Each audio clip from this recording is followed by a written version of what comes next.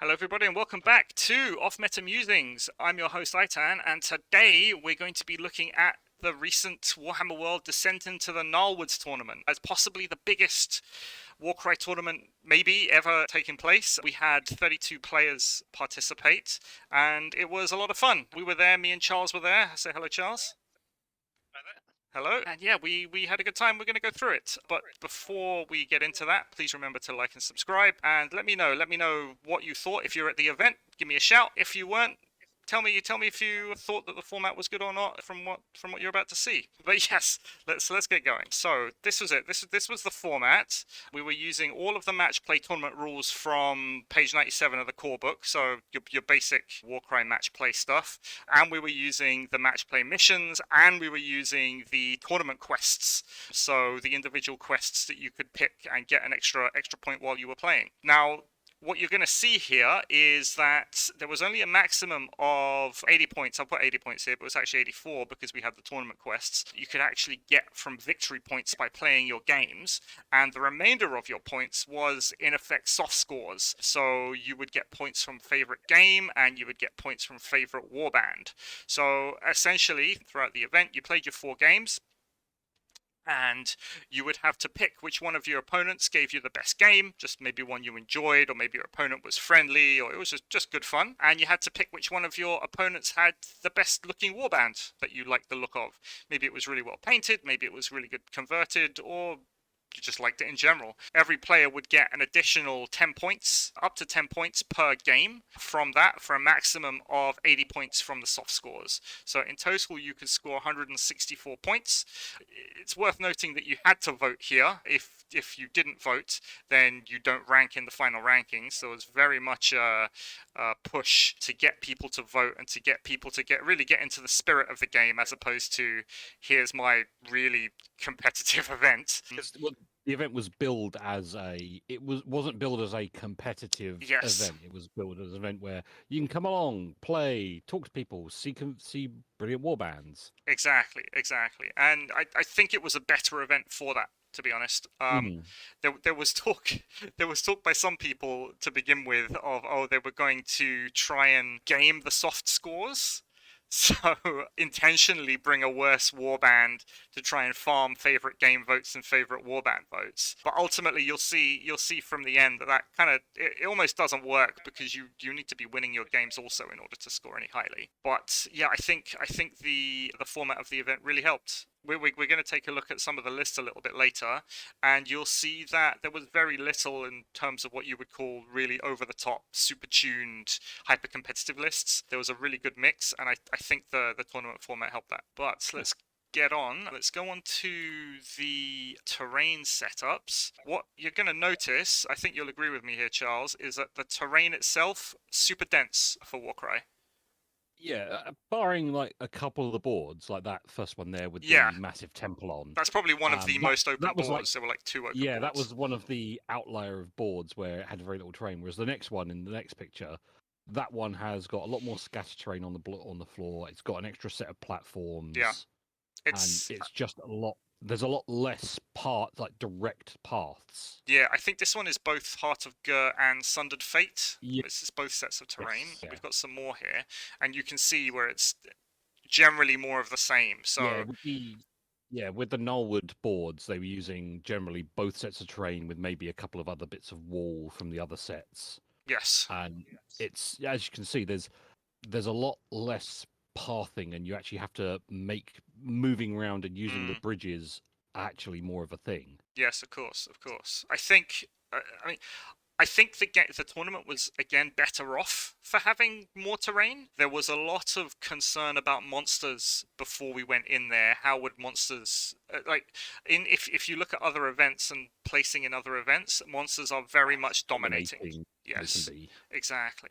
And one of the ways you can keep monsters in check, let's bring up some more. You see, there's just more, more, more walls, Is more just terrain. they have nowhere they can go. Exactly. Yeah. Like If they physically can't go there. if you really minimize that, then you at least give some counterplay to them, which I think is a positive, very much a positive thing. It also gives warbands like Nighthaunt, for example, who really pay through the nose for their high movement stat and their fly rune marks and all that kind of thing. Like any fighter with a high movement is going to be paying a lot for it. It really gives them more things to do, because if you're sitting on movement 3 or movement 4, let's say, you're going to be spending a lot of that movement to kind of get in and around this terrain. But if you're on movement 6, it suddenly gives you a lot more options to like climb up and over things and to get faster to go get objectives and treasure and all this stuff. There was kind of a lot more emphasis on movement and positioning rather than my key piece runs into your guy and kills him. Yeah,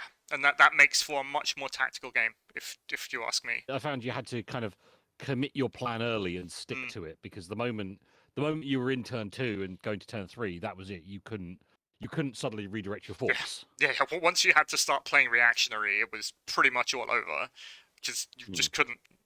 You couldn't get to where you needed to go, and this is a very big departure, if you ask me, from some other Warcry events that I've seen, where it's essentially open terrain almost, and you can just go wherever you want to go. I also think that this helps. I think Soulblight Gravelords are one of the big contenders at the moment for Warcry, but that only really applies. I think they all have movement 3. Sure, they've got some movement tricks to them, and some like key pieces can move faster. But once you're majority movement 3 on a warband, and you have to get through, say, this map on the top right, for example, you're going to be spending a lot of that movement 3 just moving around things. I played on that one, and if you're going from the short board edges, the only way through that main big wall in the middle is just underneath where the bridge is. There's a single door in that wall. Otherwise, you have to walk all the way around the top, all the way around the bottom. Sure. Oh, I see it. Yeah, that really cuts the board in half. Yeah, which was like required you to really think about where you were going. Yes. I played on, my last game was on a very similar board set up to that, and again, yeah, it allowed me, the density of the terrain really allows you to like go and get things, move around terrain, try and keep your guys alive from enemy shooting a little bit longer, make it so the enemy has to work to get to you, and vice versa. So I mean, I was very happy with the terrain during the weekend. I've got one more here. There we go. Again, more dense terrain. It was all very thematic. It all looked like something that you would be fighting over, like 2 warbands, not just like, oh, we meet in a field. Let's go fight. There's trees with rope bridges and a couple of bits of bone pile. Yeah, exactly. So yeah, I'm looking forward to playing more events with this level of terrain. It's hats off to Warhammer World's terrain. They put a lot of effort into their terrain for their events. Yeah, and they really did it. The boards were essentially twice as dense as most Warcry boards are, because they had the terrain to do it with. Yes, but yeah, like I said, very happy with it. Happy to play on more, essentially. But yeah, let's move into to what we actually played, our warbands. I took Rotmire Creed here. You'll see a couple of X's. This is a bit of an older picture. I didn't have the time to do the updated picture. Essentially, I took a Witherlord. I took Mindstealer Sphyrax this time, which did fairly well for me. I'll talk about that in a bit. I took my 2 bloated ones with nets, my bloated one with claws, and I took 2 outcasts with shields. It's got 7 fighters, so it's about average in the amount of activations. Of course, the bloated ones, they are complete beasts in combat, so they do really good damage with the 2/5. We're taking them pretty much because I thought that I would be playing against a lot of Soulblight Gravelords, and I needed something that could reliably one-shot a skeleton or a graveguard. And bloated ones are sitting on between like 6 and 8 damage before any abilities, so they really have the ability to do that. The Mindstealer, again, it's a bunch of attacks, another 4 attacks, again at 2/5 damage. So pretty much the whole warband, actually, apart from the outcasts, are doing 2/5 damage minimum. The Witherlord is sitting at 3/5, so there's a lot of punching power there. Talk about the Mindstealer itself. I put it in there for a couple of reasons. It's got good stats, right? So it's got the 4 attacks. It's got the strength 5, which is great because we're seeing a lot more toughness 4 stuff in game, so I really wanted to wound that on 3s. It's got the toughness 5 as well, to make sure that all the strength 4 stuff is wounding me on 5s, because I really didn't want to be in the situation where I'd be wounded on 3s by most things. It's got net ability on a double, which is really good, and it's got its clutch quad charm ability effectively allows you to turn off a fighter for a turn. So I was kind of hoping throughout the event that maybe I roll a couple of quads, use the Mind Stealer, turn off maybe something like a monster or an enemy hero or like a really big fighty piece, and just be able to fight from there. I wasn't disappointed at bringing it. I was really happy, and yeah, it all went pretty well for me, I think. Charles, what did you bring? We got the Rotbringers again by the looks of things. Yeah, I brought the Nurgle Rotbringers again because they did well in the last event we went to, which was a smaller one, and Yes. I thought, okay, these are the different missions. Give it a try. They're generally quite tough and tanky, so they can take a hit. The Varangard is there to run round and basically murder whatever he needs to touch, or as he did in one of the missions, just carry the mission for me. So there's 3 normal Blight Kings with just with the weapons. There's 2 with the Talks and Bells for the extra movement abilities, which I didn't actually use as much in this one. Which is strange because there was a lot of terrain. You would think there was a lot of terrain, it. but it was where we came in on the maps. Actually, I didn't need the extra movement as much. I did use it a couple of times, but I was actually using the doubles for getting more damage out generally, or using them on the Varangard, because that's what I found I needed more. Was I could get where I needed to go. It was the actual doing the damage, and that was it really. It's they're tough. Movement 3 was tricky on this board, and it was only really one matchup where it really mattered. Yes. But other than that, it's not as much a downside. If there'd been less terrain, would have made certain things easier, but it's still pretty solid. I mean, I think we've decided that for you, every single one of your lists now is going to start with Varangard and then something else. Yeah, if it's a Chaos, this is Varangard, or try and find something in like other lists, like the Dracolines or the Dracolites, whatever they are in Stormcast. Yes, or... yes, the Stormcast hero sitting on the Thundercat is what they call it. Yeah, something like that. Yeah, it's because I do feel like you had with the Spheranx, you kind of want something that's very fast and mobile, but also can either pack a punch or just sit there and take the damage. Yes. And things like a Varangard or the Mind Stealer kind of have all 3 of those aspects. For sure. You kind of want I feel you always want something fast and hard hitting anyway, just because 2 of the match play missions are Curse Relic and Treasure Hunters. Yes. Where it really benefits very much. Yeah, if you can go first and that piece can cross the board and take one of your opponent's pieces, it can just suddenly shift the dynamic of the game instantly. Sure, because I mean, on something like Treasure Hunters, you're on 3 pieces to their 2, and on Curse Relic, you're just sitting there with the relic, and if it's tough enough and it can just run away, it can tank for D6 It can just sit there for 4 turns. Yeah, if it's not going to get hit, it can sit there for 4 turns and it's not going to die. Yes, yeah, I think. But they're. Go ahead. I was going to say it's one of those ones of like something fast and hard, and then the rest of your force is like, okay, well, what else do I need to do? I need something that can hold things up, something that can go for an objective. Yes, and around about depends on your warband. Yeah, and around about 7 fighters seems to be okay. I think I didn't feel particularly penalised for that.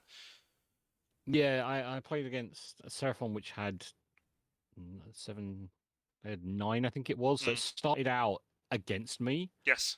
But because my fighters were tougher, like the numbers swung. Yeah, it kind of turns around. And I think I do think what we're seeing now in Warcry is warbands. I don't think. I mean, from what I've seen anyway, I mean, admittedly, we played very few games relatively. Yes, yeah. It seems to be that with the 4 turns nowadays, I mean, old Warcry used to be 3 turns from my understanding. With the 4 turns, it seems to be that you have warbands that do better in different phases of the game. So you've got warbands that do better in the first couple of turns, warbands that do better later, and Rotbringers are very much we do better later in the game. Yeah, they're very good for basically surviving the early game. Yeah. And getting to the late game is the thing. Yes, and you kind of set yourself up just by using their raw toughness, and then after that, they do a bunch of damage. Yeah. Okay, good. The games, so we had an hour 15 per game. There were 4 matches that we were going to play.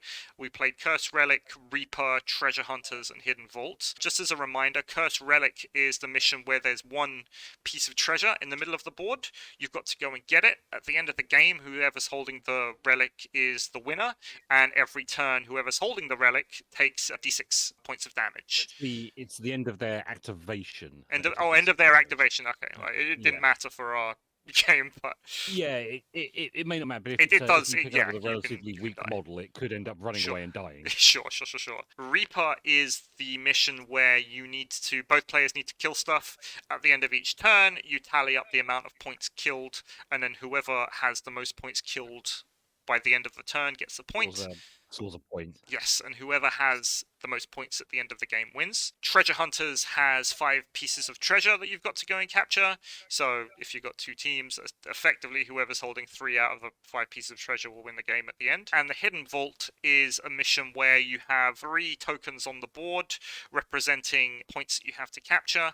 At the end of turn 1, you remove 1 token. At the end of turn 2, a second token's removed. And then at the end of the game, whoever's holding the 3rd token or objective in this case, is the winner. And it's you roll off at the end of turn 1 for who removes a token, and then the other player gets to remove the other ones. Yes, so it's fair effectively because each player gets to remove 1.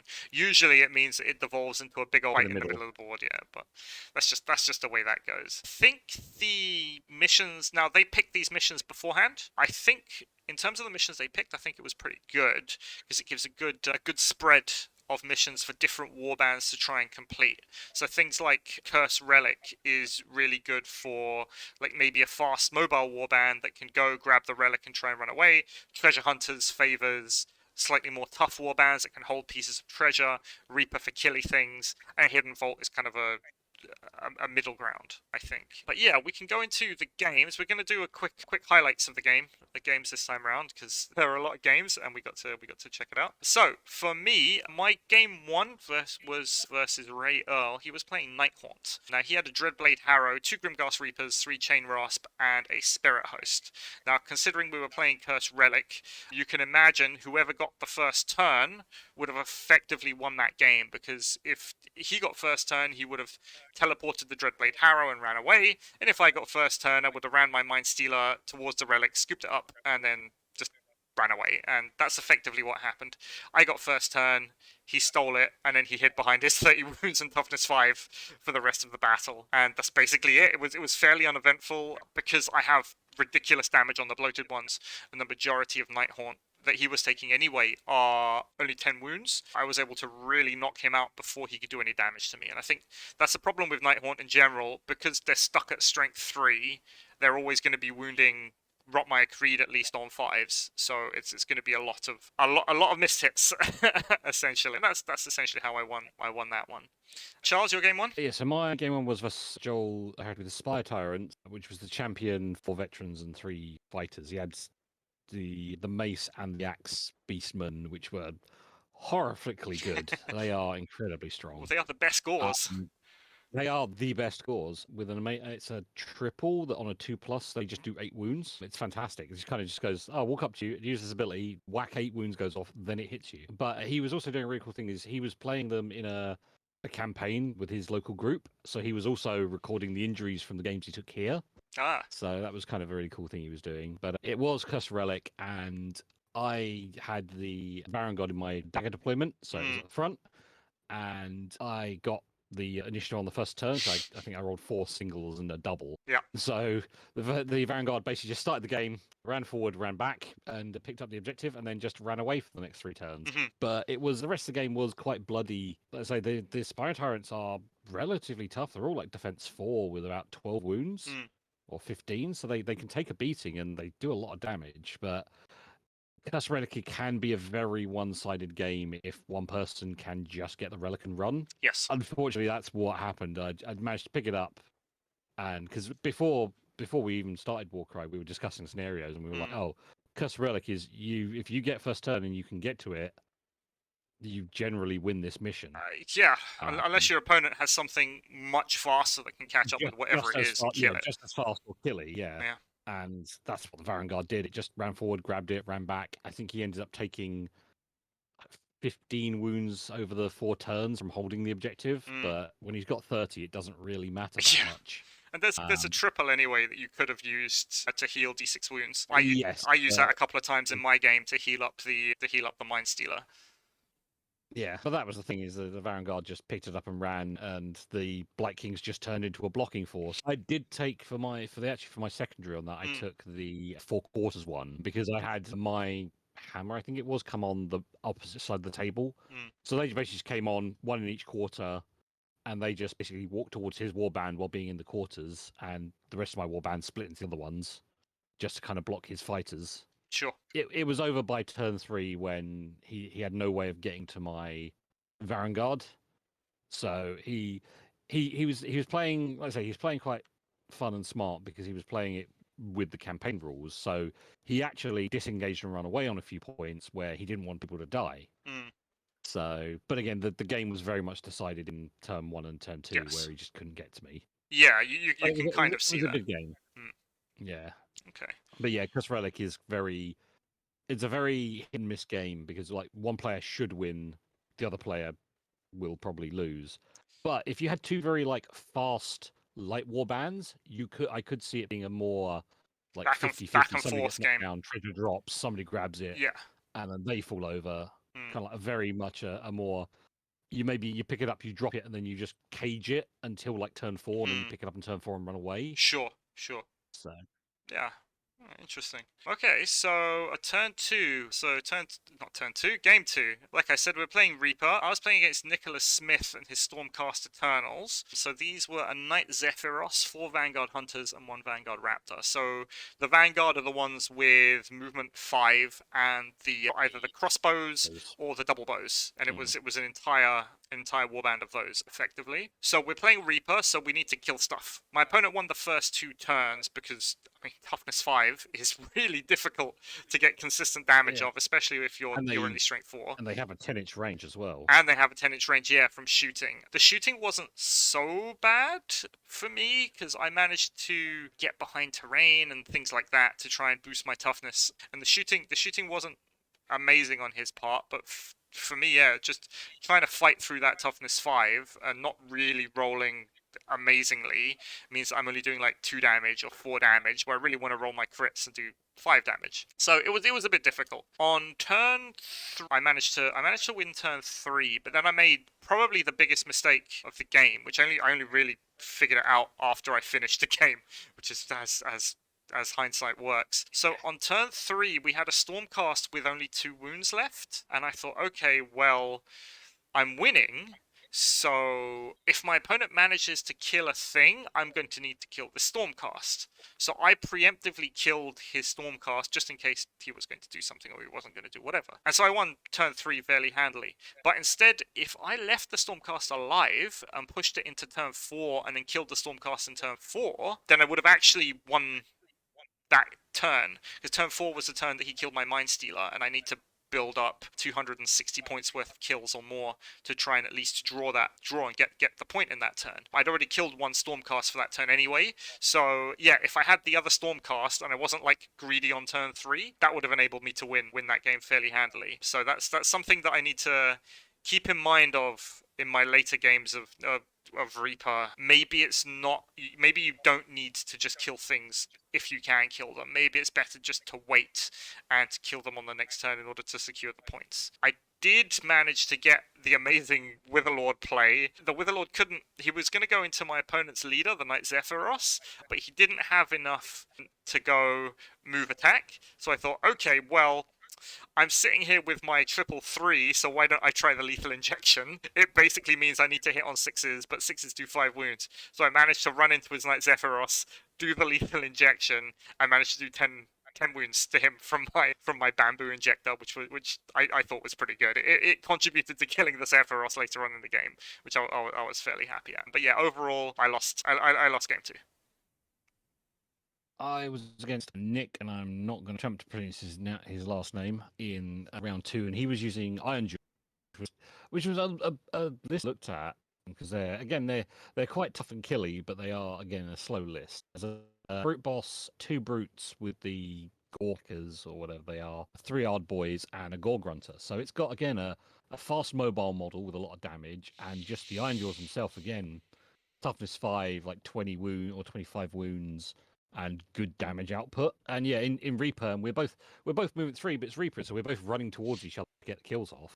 In round 1, I ended up rolling a quad in my round 1, so I was like, okay, well, Varangard's going to go and charge somebody. So it was hilarious. Round 1, we were both being very cautious because neither of us wanted to kind of be the first engage, and then eventually it was like, well, I'll do my my Varangard last. As when Ironjaw had moved a bit far forward, Varangard ran in and did the 15 wounds to him pretty easily. Nice. And just kind of murdered one, and that was the only kill in turn 1, which meant I got the point. Unfortunately, turn 2 rolls round, and his brute boss and the Ghur grunter both go into the Varangard, and with some very nice crits, just kind of crump the Varangard into the floor, and it's like, oh well, that's 285 points I'm probably not going to make up this turn. Yeah. I had managed to before the Vanguard died, he did stab up the brute boss and brought him down to like, I think it was like 9 wounds he brought him down to. So he was very nearly dead,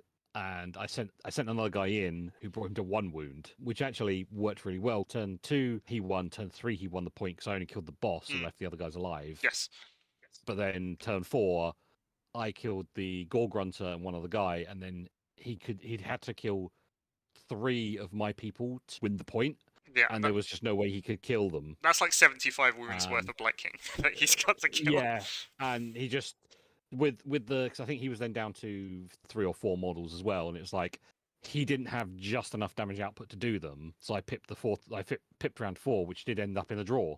Nice. And I can see Reaper being, well, we actually had, I think, 5 draws overall on Reaper. Yeah. There was quite a few draws on Reaper. Because it's very easy for one person to maybe get a single kill on round 1, then lose round 2 to a counterattack, maybe then win or lose round 3, and then again, round 4, whoever gets that upper hand suddenly just pips ahead, and you end up with a 2-2 draw. Yeah, and this is also what we were talking about before, right? Where you have different warbands that are doing better in different parts of the game.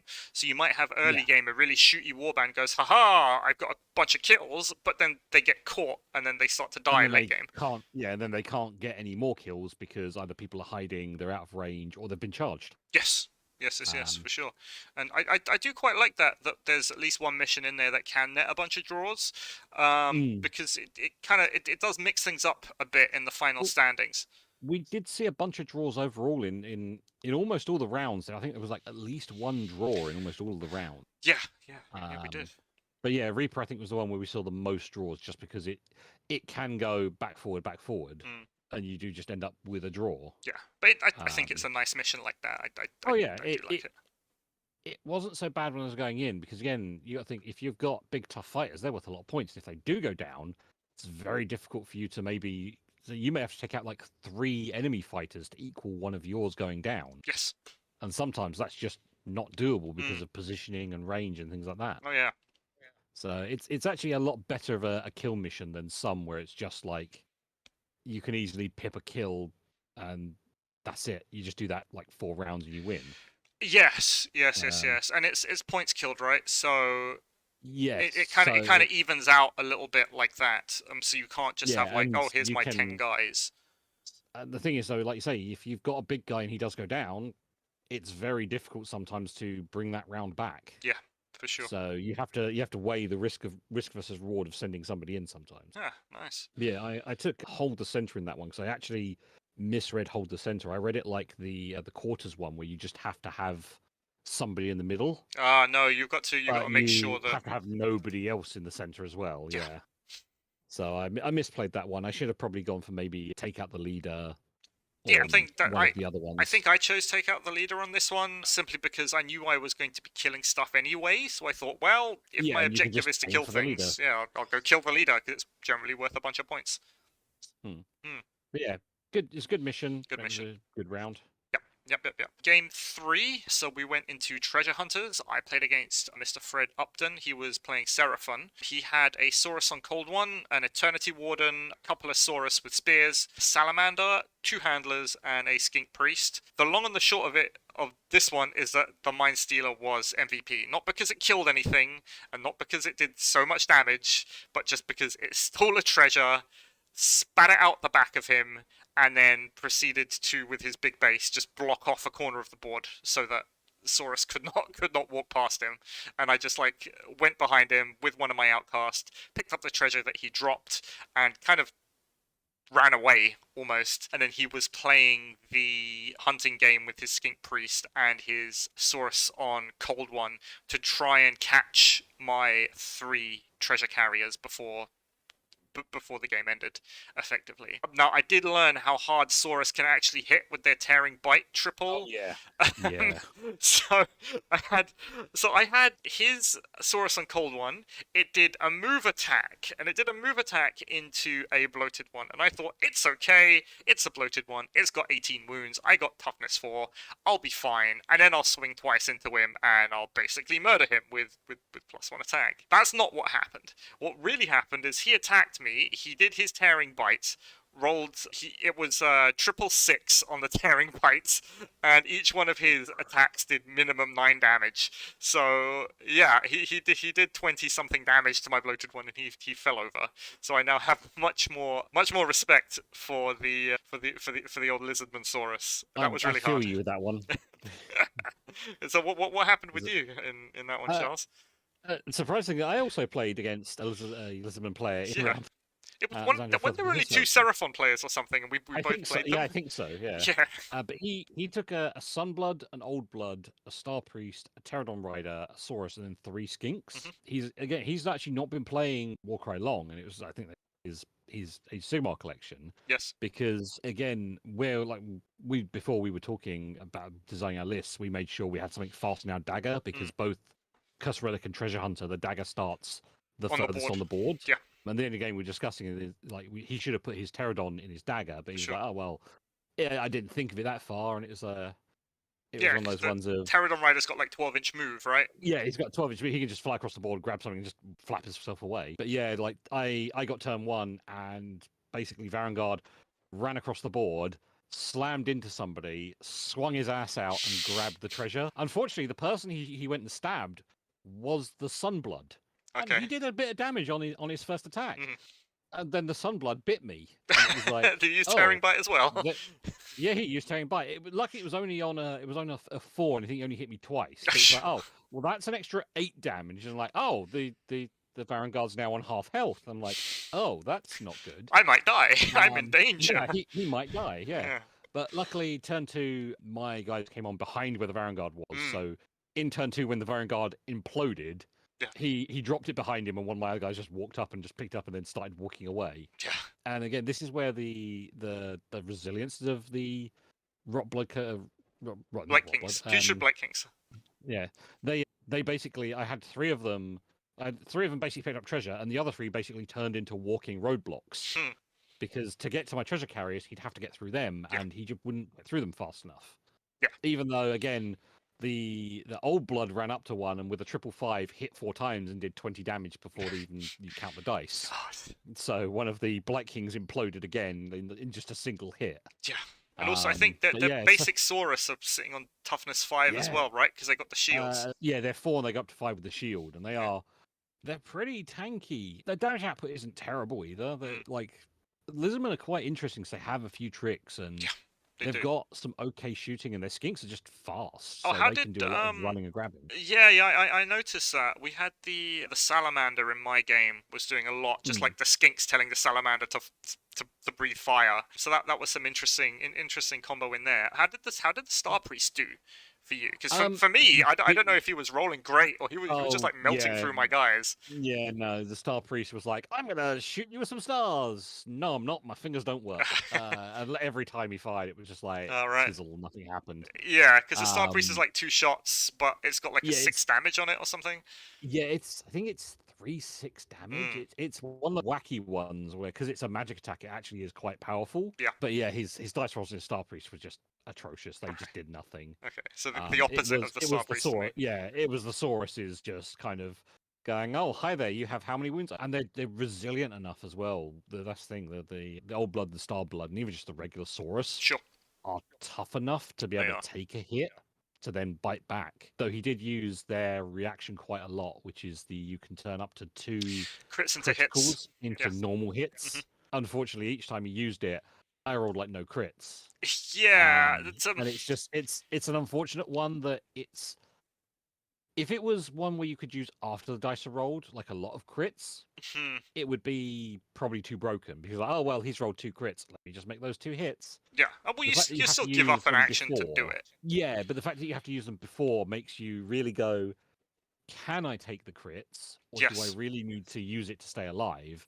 And then your opponent just fluffs and misses. Yeah, it's one of those things where you just have to go, okay, well, his base damage is 2, so he's going to do 8 damage to me if he hits everything. At that point, you would have just been better off using counter. Yeah, exactly. That's kind of what I found. Does damage, yeah. Of course, yeah, with the Rotmire Creed. So the Rotmire Creed's reaction is if your opponent crits you, you could roll a dice on a 3 or more, you do 3 damage back.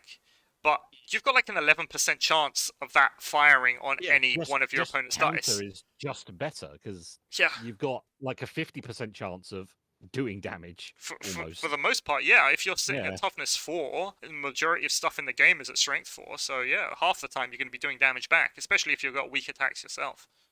But yeah, it was a good game. I managed to basically capture his 3rd one on turn 1. Nice. And that put him on the back foot. But again, we'd theoried the missions out, and we knew that both those 2 treasure missions required a fast model. Yeah. I mean, I don't want to say that we had optimum lists because it's far from it. Because we would have brought monsters if they were optimum. They were semi optimized for the mission. Yeah, we looked at the missions and we thought, okay, what are we going to need? We're going to need something fast and strong, so we'll have that. When I saw he had a pterodon, I thought, oh crap! If I don't get first turn, that pterodon's just going to fly across the board, grab one of mine, and disappear. Yeah. But then it was like, oh, my pterodon's in this deployment. It's like, oh, that's off the board. I'm like, okay. Well, this is fine. Varangard's going to do Varangard things and fly across the board. Yeah, exactly. I just totally didn't expect him just to die in like 3 hits. Because with defense 6, he normally doesn't really die. It's normally fine. Yeah, everyone's winning on 5s and it's okay. Yeah, and then your opponent just rolls like 5, 5, 5, 6, and you're like, oh, that's plus the 20 damage. I'm dead. But yeah. Right. So you won that game, yeah? Yes. Yeah. I got 3-2 on that. Nice. So. Yeah, I won that game also. So I took champion for the quest, so I went for his leader. And that's why I sent the old blood straight into his leader because okay, the Vanguard into his Sunblood because I thought okay, I can probably kill it. Yes. But I almost failed to do it because he murdered me so quick. But luckily, another Blight King got there and finished him off. Nice. Good stuff, good stuff. Right, so let's go into the last one, game 4, so Hidden Vault. I was playing against Alan Bevan. He was playing Demons of Nurgle, and I say Demons of Nurgle, it was Plague Bearers. It was 10 Plague Bearers, a Plague Ridden, and a Chimera. So probably one of the hardest lists in the game right now. Again, it's a case of the Mind Stealer being MVP. The Chimera's off the board turn 1, because I can't remember if it's the hammer or the shield that starts off the board in Hidden Vault. Hammer, yeah. So he was in the hammer, so he was off the board, so I thought, okay, that's a quarter of the game where I don't need to worry about the Chimera. And we have enough terrain there, so I thought, if I can block off parts of the board with my outcasts, I can really affect where he's going to be able to land, and I can kind of keep him on the outskirts of the board, so maybe I can kind of control him that way. But turn 2 it turned up, and it murdered my Witherlord because I placed him, unfortunately, within 6 inches of a place that he could be, so he used Dragon Maul, and the Witherlord died. But I got a 4/4 on turn 3, which I turned into a quad to stop him from activating, because the Mind Stealer, if you remember, it's got the Charm ability, which stops an opponent fighter from activating. Or reacting. From that turn, which was really good. Though I did not get the first move on turn 3, he did, so he used his first action with the Chimera to eat a bloated one, and then I stopped him from then I stopped him from moving. If I got to go first on turn 3, I would have actually won the game because he wouldn't have eaten the bloated one, and I could have used the bloated one later to do stuff that I needed to do. On turn 4, though, I did get first turn, and I used a Mind Stealer double, which is his net attack, to net the Chimera, and then promptly run away outside 6-inch range. So yeah, the Chimera was effectively neutralized turns 3 and 4, and it wasn't there turn 1. So I think that's really as successful as I would have hoped to get against it. And I think the idea with the blocking with the outcasts was pretty good. That worked because he couldn't get into the center of the board. And yeah, I think that's one of the ways that you can kind of try and deal with it, even though it has got ridiculous damage. Like, it dragged the bloated one, and the bloated one evaporated because it's only got 18 wounds. So the game ended with 2 units apiece on the objective, which is a draw, of course. But again, if I managed to roll first priority on turn 3, the extra bloated one would have effectively won me the game, because I would have had the additional bloated one to kill plague bearers, and it would have been just one more piece on the objective, which would have put me at 3-2. So that was a draw overall, and considering it's against what is possibly one of the best lists in the game, I'm really happy with it, and I don't think I could ask for anything more on that one. So my game 4 was against Nicholas, who you played in round 2 with the Stormcast Zephyros. Eternals. Yeah, the Zephyros, the Vanguard Hunters, and the Vanguard Raptors. It possibly couldn't have been worse for me, because I'm slow enough that I can't get to him quickly. He can outrange me and just run away, which is what mostly happened. He made really good use of the elevated terrain. So his guys stayed on elevated terrain, and basically when he got to round 3 and it was the objective is the one in the middle, he got into a position where on turn 4 he basically was leaping off of the terrain to get within range of the central objective. Like jumping over your guys and stuff. Yeah, being able to literally just leap straight over my guys. And the Stormcast have a triple, I think it is, which is it's either a triple or a double, which gives them +3 move on the next move. Yes. So they get an 8-inch move. And 8 inches when you're going horizontally it's a long way. Massive on a jump. Yeah. It's effectively a fly move, kind of. Yeah, because, okay, you roll a dice. You might take some damage. It doesn't matter when it's like one of the last few moves of the game. 20 wounds. Yeah, all you need to do is survive the drop. Toughness 5. Yeah, they got like 20 wounds and toughness 5. Things aren't killing them quick. Even the Vanguard, like, he had a really good charge on the Vanguard Raptor and took it down to 5 wounds on hitting on 4s, and I managed to take him down to 5 wounds, and it's like, well, it's the best I could hope for. And then the Vanguard Raptor ran away up a building, so I couldn't get to him anymore with the Vanguard, and I'm just not fast enough with the rest of my warband to because I've got to go up and across and round. So it ended up in a win to Nicholas on the last round, because, like I say, he basically swarmed his guys in after picking off 3 of my guys. Yeah.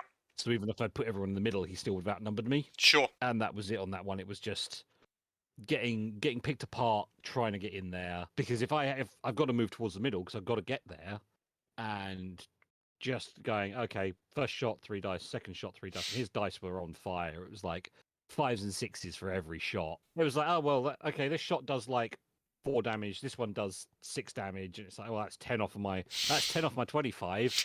Then the next guy shoots and does the same. I'm like, well, that 5 wounds now.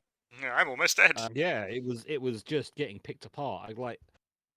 If he'd rolled badly, it probably would have gone completely the other way, and I would have just had too many bodies and just could have completely blocked the objective. Yes. But like in the first 2 turns, I lost 1 Black King turn 1. I lost 1.5 on turn 2, and it just kind of went down from there. I did actually charge one of his guys up on a ramp. I basically did no damage to him. He then punched me, did a single point of damage, and I fell off. I rolled a 1 on my don't fall test, and that just then freed his guy up just to leap off. Yeah. But yeah, it was a Hidden Vault is one of those ones where it will probably just devolve into the middle objective being the one, and just who can kind of keep alive and then swarm it. Yes. Yes. But yeah, it ended up being a major loss because I killed a single Vanguard Raptor. Okay. Vanguard Hunter even. That's all I managed to kill. You didn't have enough Blight Kings alive at the end of the game to make it a minor. Yeah, that's the thing is I had 2 Blight Kings who could actually make it to the center, plus the Vanguard, and then 5 Stormcast basically leapt at the middle of the board. And yeah, it was a I think it ended up being 4-3 on the center. And it's right. Not much I can do. I was physically outnumbered and I couldn't get any more people there. Sure. Sure.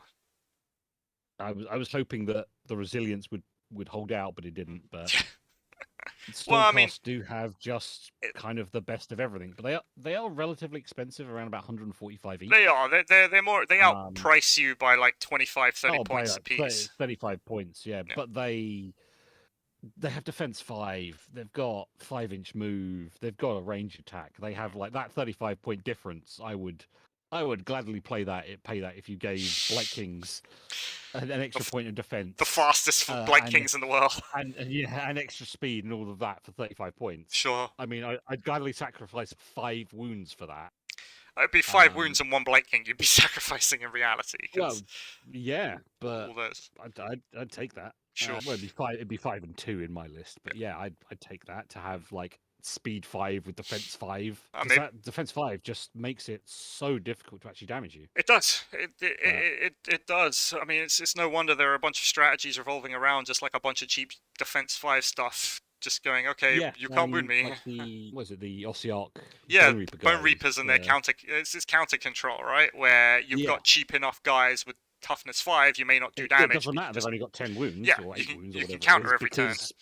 You're gonna get hit like maybe once or twice unless they roll really well. Yeah. Exactly.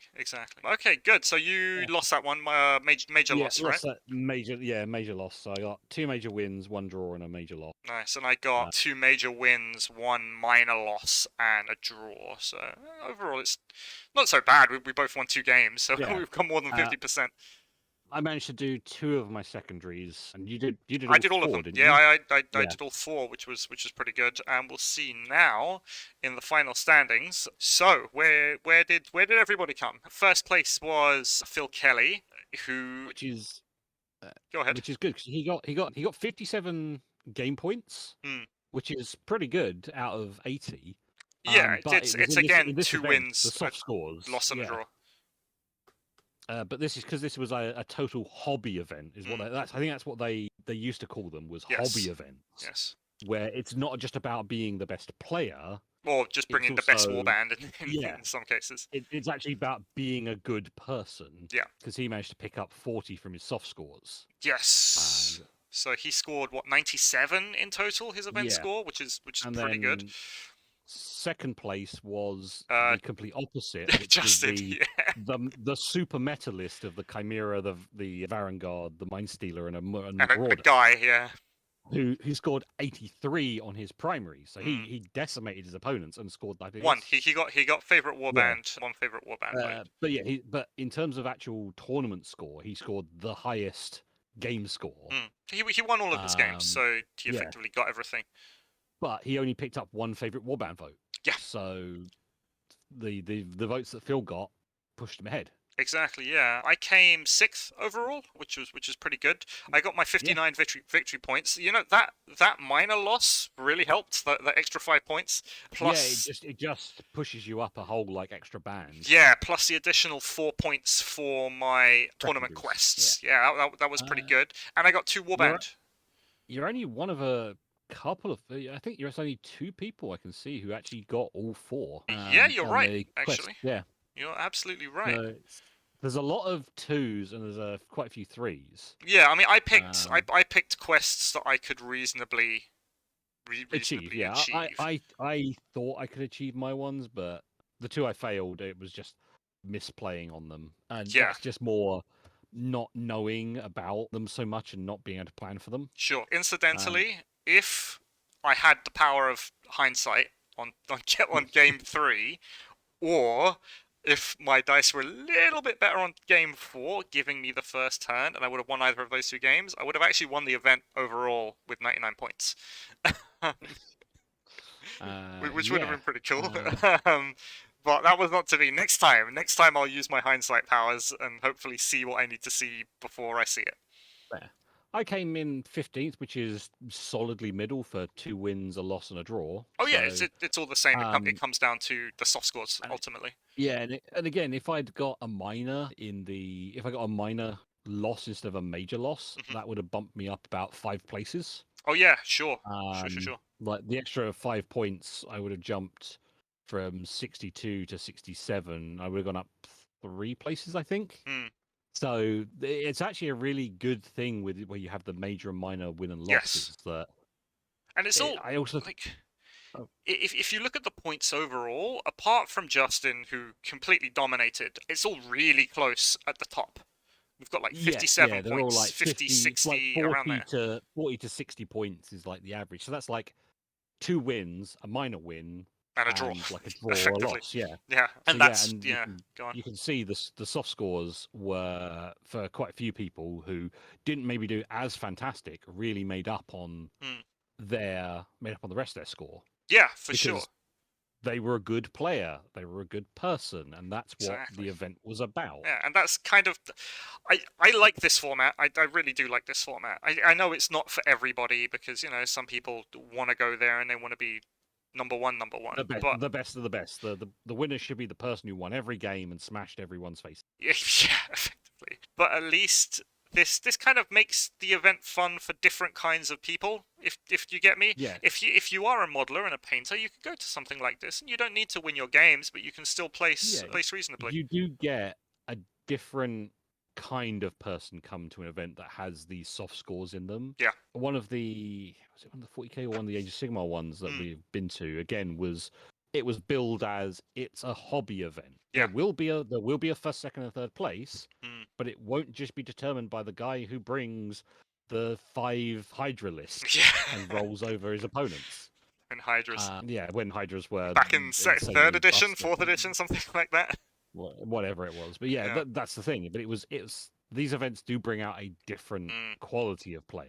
Yeah, exactly. And you did have the boards helped that as well because they were geared around playing a game rather than going optimally. I do X, Y, and Z and I win. Yeah, exactly. And you did have first, second, third as normal. Yes, you had all sorts of things. Funnily, the guy who got most sport, he won his trophy, and they gave him a chimera also.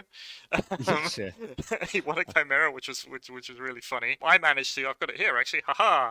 Little trophy for me. I got best warband, the judge's choice. So in the painting competition, everyone gets a vote, and there's first, second, and third for best warband. And I got what the judges kind of really liked what I put together. So that was super cool. I got something as well. But yeah, it was good. I really like the format. I like how it went. Now, I do have one more thing here. This is the route to victory for tournament points only. So this is, if you are interested in just victory points and not the soft scores, this is how the top 15 players did and what they did to get there effectively. Now, I didn't do this. This is by Dan over at the Salty Sea, and he's also done, while the event was running, an analysis of every single list that was available. So that's actually really interesting. We had to listen to that, so I'm going to put the link down below. Check that out. That was very insightful from someone who's had a lot more list building experience than I have. We were listening to it on our way back, and because we'd played in the event and we'd known the final standing, it was interesting to hear his thoughts about lists after the second round. After round 2, like who would win, who wouldn't. One loss, one draw, one win, one loss. Yeah, and it was it was actually a very good list, to listen to about. Yeah, exactly. See, like I said, I'll put the comments down, not the comments, the link down below, and check that out. It's a good watch. The other thing is, as you can see, there was a lot of draws, as you can see on the chart, and that's actually very interesting in Warcry. There's a lot of draws, and there was at least one person drew in every round. Exactly, and a lot in round 2. Yes, see what was round going 2 was a very high draw. Exactly. But yeah, something I would like to point out is just the variety that you get in the top 15. So this is effectively half the field. And if you look at it, you've got what? Slaves to Darkness, you've got Chaos Legionnaires, Stormcast, Cruel Boys, Rotmire Creed, Ossiarch, Nurgle, Iron Jaws. Like, it's pretty much all different, which I find really exciting anyway from a meta standpoint. Because you've even got like Khorne Bloodbound with the Slaughter Priest. Yeah, you wouldn't think like they're that good. He got 3 wins and a loss. Yeah. That's really good. He only lost to the Slaves to Darkness Chimera. He only lost to Justin. Yeah, exactly. So I'm really encouraged by this, actually, because it kind of shows you that a lot of different lists have what it takes to win. I think it was massively helped by the terrain, because that kind of kept things like the Terrorgeist in check. A Terrorgeist effect. We were looking at the boards. I effectively had nowhere to land during that event. On all but about 3 of the boards, it could literally go from one corner to another corner to another corner, and that was about it. Yeah, exactly. It couldn't go anywhere within about 3/4 of the board. Yeah, exactly. So TOs, if you're listening to this, more terrain, I think, is a good answer. If you don't want to mess around with the list building rules, more terrain. Yeah, if you don't want to just straight up ban monsters, which really is a possibility and maybe should be done. Yeah, like we were speaking to the TOs for this, and they said, Yeah. well, I mean, sure, monsters are part of the game, and yes, you can build with monsters, but they look really out of place, is what they were saying. They see Warcry as more of a not narrative, but you know that style of a game. You look at the warbands that are released specifically for Warcry, and they're characters. It's a characterful warband of fighters rather than here's my 4 guys and their pet chimera that they tagged along with. Exactly. The necromancer brought back his zombie dragon today, and so he's come to fight over the little like loot chest that was in the corner with his 4 skeleton retainers that he just tags along with. Exactly. Yeah, so the monsters are a part of the game, but they're not really a good part of the game. Sure. But yeah, so that's what they were thinking from a TO perspective. They said that the dense terrain will probably stay because it looks really cool, and I'll tell you what, it's exciting to play over boards like that because it's not something you can do easily at home. And I think that's something that they did really well in the Kill Team events, actually. What they like to do is put boards on the table that are visually interesting. Yeah, exactly. Something that's difficult for you to make, and that it gives you a reason to go to Warhammer World and to participate in their events because you get to play on the best boards. Yeah, so that's the thing. It's just enough terrain that you actually do really have to think about your game plan. For sure. A lot of the time in our games we're thinking like, hang on, right, I need to do this in the right order because if I commit to this and it's wrong, I can't go back. Yeah. Well, once you've done it, that's it. But yeah, I mean, overall, I really enjoyed the event. I'm looking forward to the next event that they're going to do. Given that I know what the terrain is like now, I'll probably bring either my Night Haunt, because with their fly and their movement 6, suddenly becomes mega valuable in this kind of terrain. I think they'll do really well, which is weird considering their Night Haunt. Yeah. Fly is also a humongous thing. Yeah, exactly. Well, like the Harlequins in Kill Team, when you can ignore the terrain, go in straight lines. Yes, it's a massive, very massive strong, boon. very strong. Yeah, but you pay for it. But you pay for it. Yeah, of course you do. But that's kind of what this is about: is making it so that the stuff that you're paying for is actually useful, as opposed to it just being stuff you're never going to use. But yeah, I think Night Haunt, they'll do pretty well. I also want to check out the new Lizardmen, the new Skinks that are coming out. Yeah, they look good fun, and the Jade Obelisk as well do look like they could be quite strong. They do, yeah. So maybe next time we'll look into one of those. I'll see what I can do for that. Charles, for the next one, what are you thinking about? There's a few things that I actually really like the Iron Jaws I played against. They were one I was looking at previously. I have also got some corn stuff that I could maybe put together. Oh, the Bloodbound.